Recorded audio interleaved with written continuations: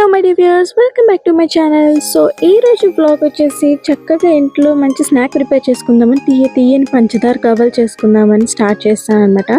So ఈ మధ్యనే మా బాబు స్కూల్కి వెళ్ళడం స్టార్ట్ చేశాడు కాబట్టి బయట నుండి డైలీ స్నాక్స్ పెట్టడం మంచిది కాదని ఇంట్లో ఇలా ప్రిపేర్ చేసుకుందామని అనుకున్నాను. ఫస్ట్ పెద్ద బౌల్ తీసుకున్నాను, నేను పిండి మిక్స్ చేయడానికి బాగుంటుందని.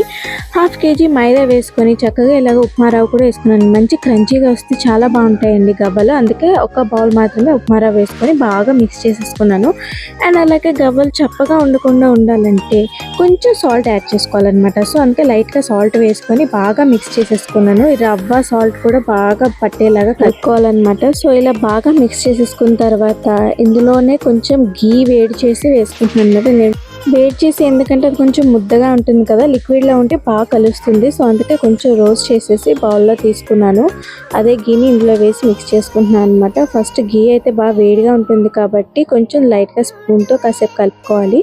స్పూన్తో కలిపేసుకున్న తర్వాత చక్కగా చేయితో ముద్దల్లా కలిపేసుకోవాలన్నమాట.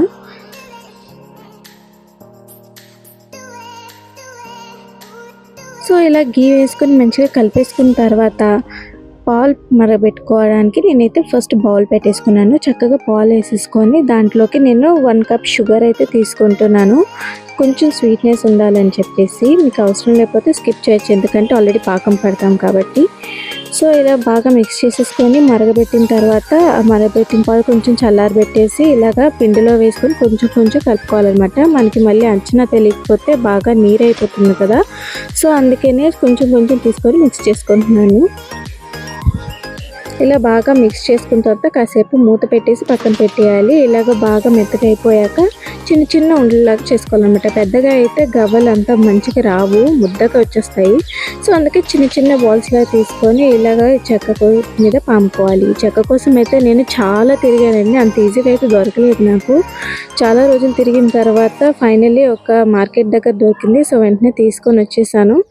ఇలాగ కొంచెం అంటకుండా ఉండాలని చెప్పేసి నెయ్యి అయితే అప్లై చేసుకోను అనమాట ఈ చెక్కకి. సో ఇలా ఫైనల్గా మంచిగా ఇలా తిప్పుకుంటే చాలు, సింపుల్గా గవ్వలు తయారైపోతాయి.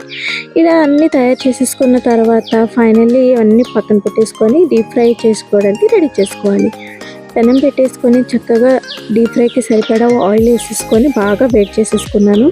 ఆయిల్ వేడైపోయాక ఇంకా ఒక్కొక్కటి గవ్వలు అందులో వేసుకొని బాగా ఫ్రై చేసుకోవాలన్నమాట. మెయిన్గా ఒకటి తర్వాత ఒకటి మెల్లిగా వేసేసుకోవాలండి. ఆయిల్ తగలకుండా కొంచెం మెల్లిగా వేసుకోవాలి, ఎందుకంటే బాగా హీట్ అవుతుంది కదా. అండ్ అలాగే ఇలా మధ్య మధ్యలో ఇలా కలుపుకుంటూ ఉండాలి. చూసారా, కలర్ కూడా చేంజ్ అవుతుంది.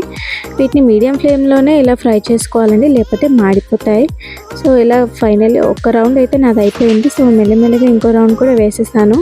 ఇలా అన్ని గవ్వలు ఫ్రై చేసేసుకున్న తర్వాత పాకం కోసం అయితే రెడీ చేసుకుంటున్నాను. నేను ప్యాన్ తీసుకొని అందులో మళ్ళీ 1 కప్ ఆఫ్ షుగర్ వేసుకున్నాను, ఎందుకంటే ఆల్రెడీ నేను ముందు వేసుకున్నాను కాబట్టి ఎక్కువగా ప్రిఫర్ చేయట్లేదు. మీకు కావాలనుకుంటే ఇంకొంచెం వేసుకోవచ్చు.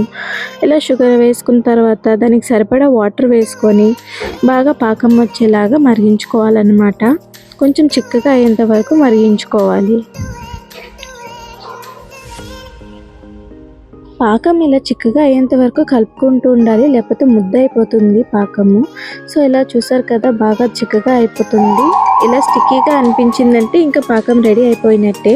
స్టవ్ ఆఫ్ చేసేసి కలుపుకోవాలండి, లేకపోతే వేడికి గడ్డ కట్టినట్టు తయారైపోతాయి. సో అందుకని పాకం మంచిగా పట్టేలాగా గవ్వలన్నీ వేసుకొని ఇలా పక్కన మంచిగా కలుపుకుంటున్నాను. అన్ని గవ్వలకి పట్టేలాగా మొత్తం బాగా కలుపుకోవాలి. చూసారు కదా, కలర్ చేంజ్ అవుతుంది, అంటే పాకం బాగా పట్టేస్తుంది అనమాట. ఇంకా మిక్స్ చేసుకోవడానికి ఇంకా ఫ్రీగా ఉండాలని చెప్పేసి నేనైతే పెద్ద బేసిన్లో వేసుకున్నాను గవ్వలన్నీ. ఇలా చక్కగా కలిపేసుకున్న తర్వాత గవ్వలు అయితే రెడీ అయిపోయాయి. ఎంత బాగా పట్టింది చూసారు కదా పాకం. నాకైతే ఇవి చాలా చాలా ఇష్టం, మా ఆయనకి కూడా చాలా ఇష్టం అని చెప్పేసి నేను ఇవి చూస్ చేసుకున్నాను అనమాట. ఇంకా మా బాబుకి అయితే ఇలాంటి స్నాక్స్ చాలా ఇష్టం, సో బాగా తింటాడు. ఒక మంచి ప్లాస్టిక్ డబ్బా తీసుకొని చక్కగా క్లీన్ చేసుకొని అందులో ఇలా గవ్వలన్నీ ఫిల్ చేసేసుకున్నాను అనమాట. సో ఈ వీడియో మీకు నచ్చినట్టయితే లైక్ చేయండి, షేర్ చేయండి, అలాగే కామెంట్ చేయండి. మన ఛానల్ని సబ్స్క్రైబ్ చేసుకోవడం మాత్రం మర్చిపోకండి. Thank you for watching.